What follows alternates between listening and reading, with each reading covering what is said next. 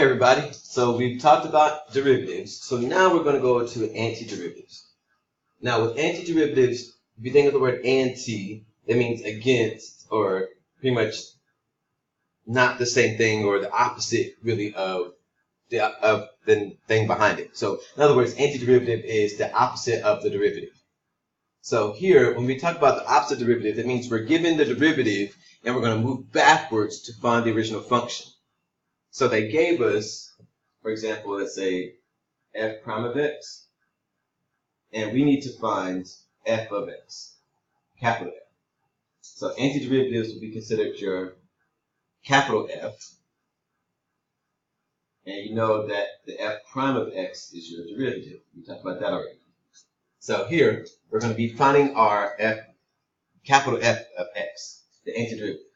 Now, when you see in a few seconds here, they write down the notation of f of x for your derivative. And then they want you to know that that just means that your derivative is f prime of x that's originally given to you, and you're finding this. So, and 9 times out of 10 from the work that they give us, it's in your book and everything, they're going to have you actually, they're going to give you the f of x, and they want you to find the capital F of x. So in other words, they still give you derivative, but they don't tell you that it's necessarily derivative.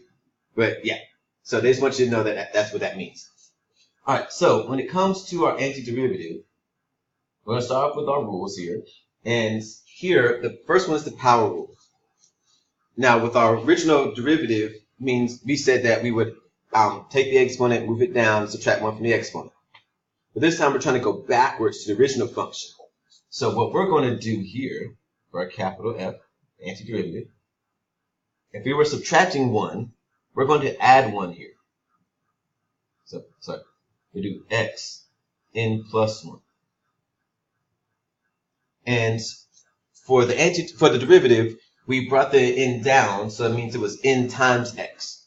But we're going to do the opposite of that, so it means we're going to divide by the new exponent.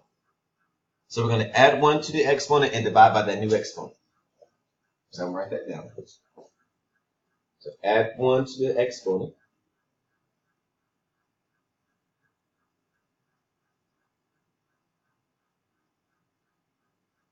And then we're going to divide by the new exponent.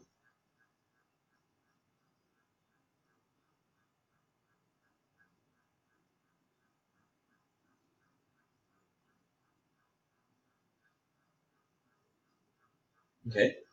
Now, the only other thing that I'm going to put up here is that after you find the antiderivative, every time you must put a plus c. It's plus c. Now, with it, sometimes you will see it won't have the plus c because they actually give you other stuff to be able to find out what c is.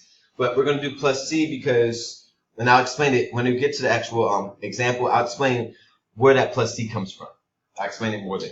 But for our antiderivatives, we're always going to do a plus c on the end of it. Always. All right, for our constant multiple rule, again, we're going to add 1 to the exponent, and we're going to divide by the new exponent, and then add plus c. So here, we add 1, and we divide by the new exponent, and then we just add plus c. That's all. So we add 1 to the exponent and divide by the new exponent. So it goes, remember, it goes backwards of what the derivative did. So if we subtracted 1, we're adding. If we multiplied, we're going to divide. Okay? The sum rule is even easier. So all you do is find the antiderivative of the f and the g functions, and then add them up, and then plus c. So capital H of x is capital F of x plus capital G of x plus c. Which means that our difference rule does the same thing except for just subtraction rule. So take that, and put a subtraction in the middle and plus c.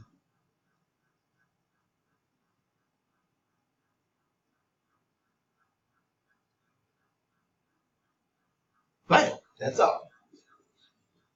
And again, when it comes to the next example, example 2, I'm going to show you how to find that plus c. And yeah, that's it. Now, one thing I will do in that next video, I actually did say that I left off the plus C, because the original video for the rules, I left off the plus C, but it's there now. So when you see it in the notes, you'll be like, oh yeah, that's what he's talking about. Like, that's why we did this stuff. Blah, blah, blah. Yeah, so it's gonna be good. But these are rules. Remember them, know them, along with the derivative rules. Know them, know them. Don't know about them, know.